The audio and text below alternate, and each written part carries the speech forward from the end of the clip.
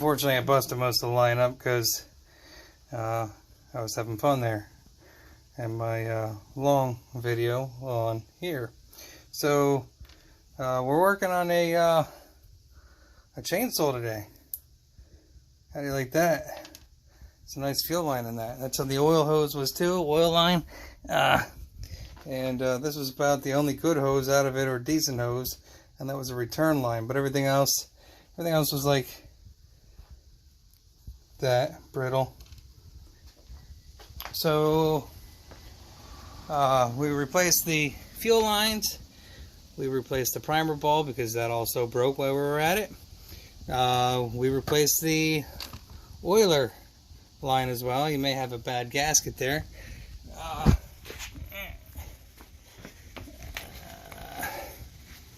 You are missing a rubber boot for there, and you are missing a bolt over here.